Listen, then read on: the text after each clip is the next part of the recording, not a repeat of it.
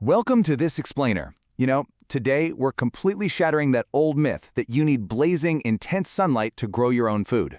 Seriously, if you've ever looked at a shady backyard or, say, a covered balcony and thought, well, nothing's going to grow there, I've got great news. It's not a problem at all. Actually, it's a massive opportunity.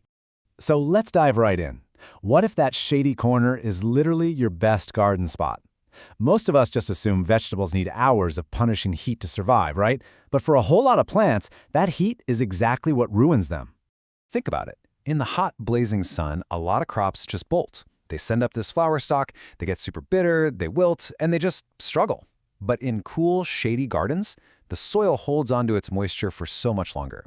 It creates this absolutely ideal, cool environment where certain cool season crops just thrive.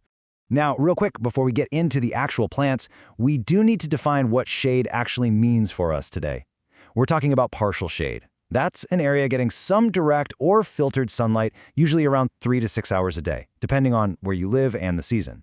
So we're not talking complete darkness here. You do still need a little bit of light to work the magic.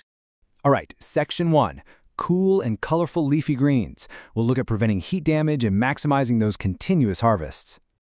It is truly fascinating how partial shade directly benefits absolute garden staples. We're talking spinach, lettuce, and kale.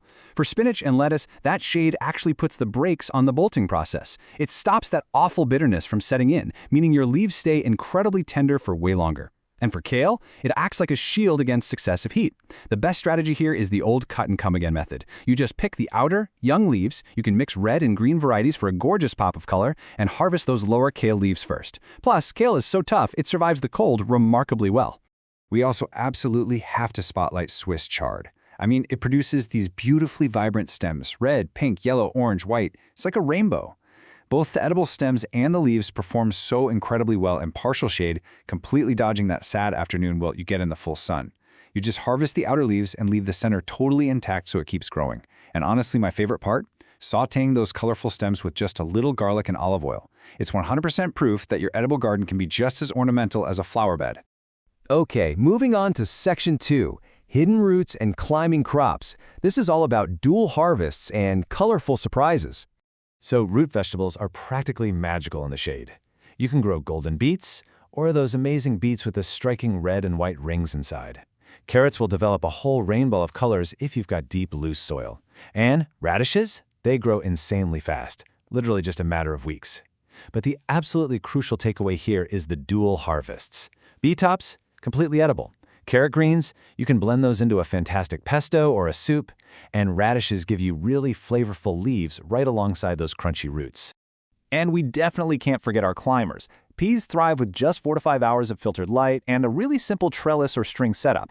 The brilliant thing here is you get to eat the delicious pods and the young shoots. Plus, and this is a huge bonus, because they're legumes, they actually pump healthy nitrogen right back into your soil. You are quite literally growing food while feeding your garden's ecosystem for the future. It's a total win-win.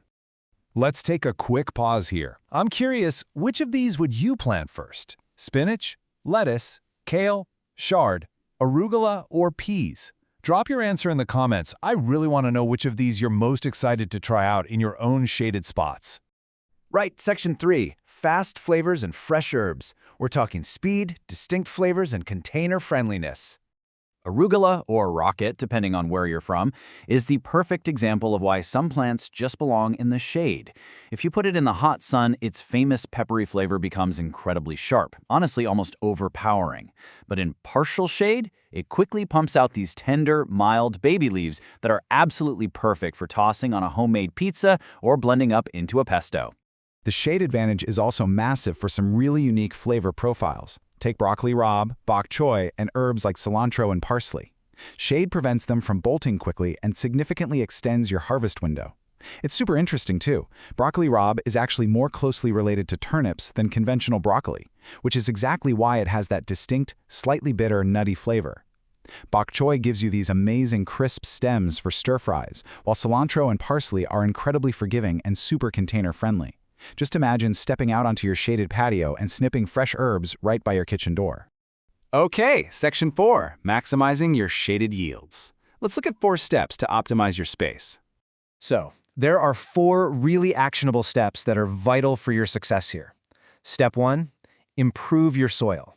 Get some compost and rich organic matter in there. Step 2, and this is a big one, don't overwater. Shaded soil dries out so much more slowly than sun-baked soil, so you've got to check that moisture level first. Step 3, maximize your light. You can use light-colored reflective surfaces or even just do some careful pruning of nearby vegetation to bounce a little extra light in. And step 4, use containers. They let you easily slide pots over to catch that gentle morning sunlight, and then you can just tuck them away into protection when the harsh afternoon heat rolls in. And finally, Section 5, the ultimate dark-loving bonus. These are foods that truly thrive without sunlight. If you have an area that is truly dark, I mean almost zero direct sunlight, you actually still have some amazing options. First up, oyster and shiitake mushrooms. Now obviously they aren't green vegetables, but they are cultivated on logs or growing blocks, and they legitimately thrive without sunlight. And hey, if mushrooms aren't really your thing, try microgreens. They're harvested incredibly young, they grow super fast in small trays, and they have very, very modest light requirements. A shady garden isn't necessarily a failed garden. It simply requires a different strategy. I absolutely love this quote because it beautifully wraps up our entire takeaway for today. Instead of constantly fighting your garden's natural conditions, just work with them. Choosing crops that actually appreciate cooler temperatures and managing your moisture is going to make your garden spring to life. I'm going to leave you with this final thought to ponder. What is the shadiest spot in your garden, and what are you planning to grow there? Seriously, take a look outside today, find that tucked away corner you always thought was useless, and let me know your master plan in the comments. Thanks so much for joining me for this explainer.